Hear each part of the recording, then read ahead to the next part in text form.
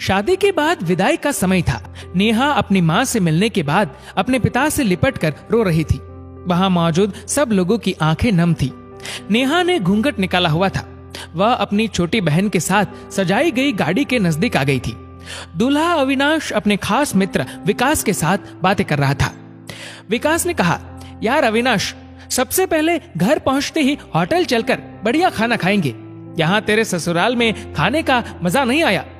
तभी पास में खड़ा अविनाश का छोटा भाई राकेश बोला, हाँ यार, पनीर कुछ ठीक नहीं था और रसमलाई में रस ही नहीं था। और वो ही कर जोर जोर से हंसने लगा। अविनाश भी पीछे नहीं रहा। अरे हम लोग होटल चलेंगे, जो खाना है खा लेना। मुझे भी यहाँ खाने में मजा नहीं आया, रोटियां भी गर्म नहीं थी। अपने पति के मुंह से ये शब्द सुनते ही नेहा, जो घूंघट में गाड़ी में बैठने ही जा रही थी, वापस मुड़ी, गाड़ी के दरवाजे को जोर से बंद किया और घूंघट हटाकर अपने पापा के पास पहुंची। अपने पापा का हाथ अपने हाथ में लिया और बोली, मैं ससुराल नहीं जा रही पिताजी, मुझे ये शादी मंजूर नहीं। ये शब्द उसने इतनी जोर से कहे कि सब लोग हक्के बक्के रह गए। सब नजदीक आ गए। नेहा के ससुराल वालों पर तो जैसे पहाड़ टूट पड़ा। मामला क्या था ये किसी की समझ में नहीं आ रहा था। तभी नेहा के ससुर राधेश्याम जी ने आगे बढ़कर नेहा से पूछा, लेकिन बात क्या है बहू? शादी हो गई है, विदाई का समय है, अचानक क्या हुआ कि तुम शादी को नामंजूर कर रही हो? अविनाश की तो मानो दुनिया उजड़ने जा रही थी। वह भी नेहा के पास आ गया, अविनाश के दोस्त भी। सब लोग जानना चाहते थे कि आखिर ऐन वक्त पर क्या हुआ कि दुल्हन ससुराल जाने से मना कर रही है। नेहा ने अपने पिता दयाशंकर जी का हाथ पकड़ कर रखा था। नेहा ने अपने ससुर से कहा, बाबूजी, मेरे माता पिता ने अपने सपनों को मारकर हम बहनों को पढ़ाया लिखाया व काबिल बनाया है। आप जानते हैं एक बाप के लिए बेटी क्या मायने रखती है। आप व आपका बेटा नहीं जान सकते क्योंकि आपकी कोई बेटी नहीं है। नेहा रोती हुई बोले जा रही थी। आप जानते हैं मेरी शादी के लिए वह शादी में बारातियों की आवाभगत में कोई कमी न रह जाए, इसलिए मेरे पिताजी पिछले 1 साल से रात को 2-3 बजे तक जाग कर मेरी माँ के साथ योजना बनाते थे।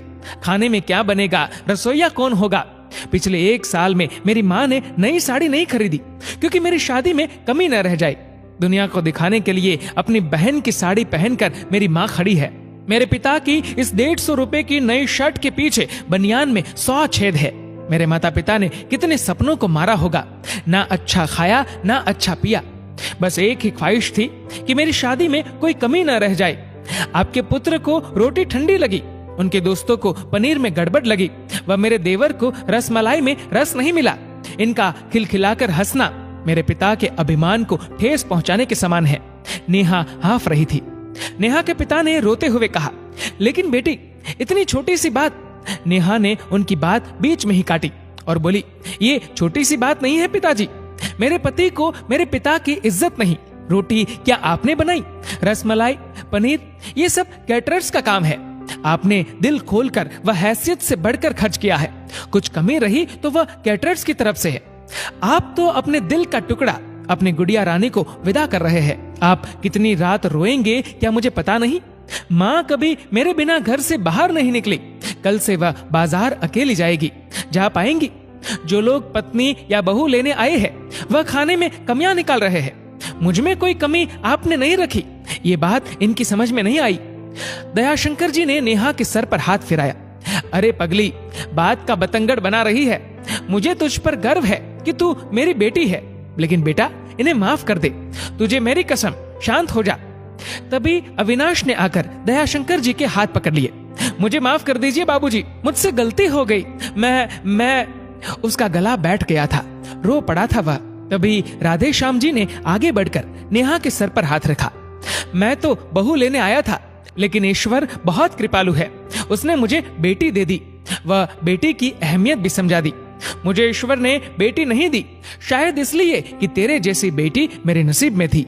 अब बेटी, इन नालायकों को माफ कर दे। मैं हाथ जोड़ता हूँ तेरे सामने। मेरी बेटी नेहा मुझे लौटा दे। और राधेश्याम जी ने सचमुच हाथ जोड़ दिए थे। वह नेहा के सामने सर झुका दिया। नेहा ने अपने ससुर के हाथ पकड़ लिए। बाबूजी, राधेश्याम जी ने कहा।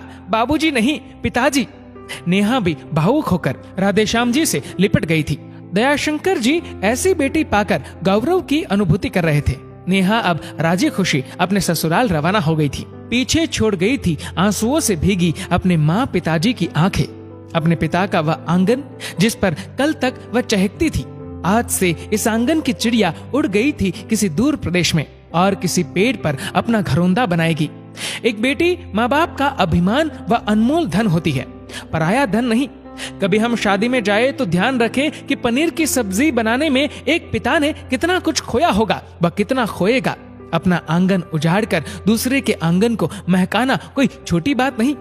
बेटे की शादी में बनने वाले पनीर, रोटी या रसमलाई पकने में उतना समय लगता है जितनी लड़की की उम्र होती है। ये भोजन सिर्फ भोजन नहीं, पिता के अरमान व जीवन का सपना होता है।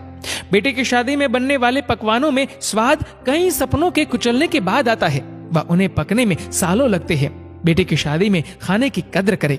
दोस्तों, इस वीडियो को लेकर आपकी क्या राय है नीचे कमेंट करके जरूर बताएगा। और अगर आपको वीडियो अच्छा लगा हो तो इस वीडियो को लाइक करेगा, शेयर करेगा ज्यादा से ज्यादा लोगों तक। और ऐसे ही और भी इंस्पिरेशनल वीडियोस के लिए सब्सक्राइब करें हमारे यूट्यूब चैनल को और फेसबुक पर फॉलो करें हमारे पेज को। धन्यवाद।